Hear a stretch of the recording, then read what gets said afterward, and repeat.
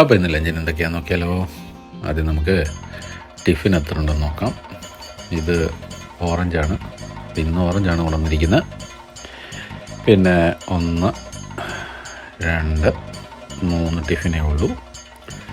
ഇത് പാർട്ട്ണർ ശബരിമലയ്ക്ക് പോയ സമയത്തുള്ള ടിഫിനാണ്, അപ്പോൾ അതുകൊണ്ട് എനിക്ക് മാത്രമേ ഉള്ളൂ. പിന്നെ ആദ്യം ചോറാണ്. ചോറിനകത്ത് അല്പം തൈരിട്ടിട്ടുണ്ട്. ചോറിൻ്റെ ക്വാണ്ടിറ്റി കുറച്ച് എന്താണെന്ന് പലരും ചോദിച്ചു. അപ്പോൾ ഇടയ്ക്ക് ഞാനങ്ങനെ ചെയ്യാറുണ്ട്.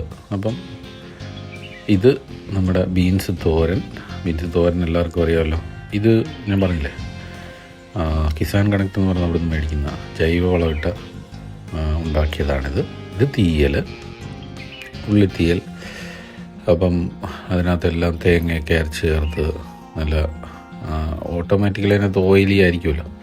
അപ്പോൾ അതിനകത്തുനിന്ന് എല്ലാം ഉള്ളി, ബാക്കിയുള്ള ഉള്ളിത്തീയലാണ്. അപ്പോൾ ഉള്ളിയാണ് മെയിൻ ഇൻഗ്രീഡിയൻറ്റ് കേട്ടോ.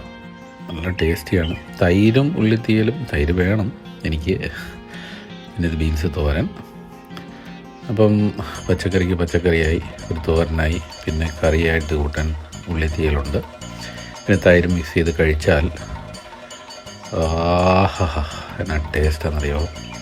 പിന്നെ ഇതിൻ്റെ ഒരു ഗുണമൊന്ന് വേറെ തന്നെയാണ്.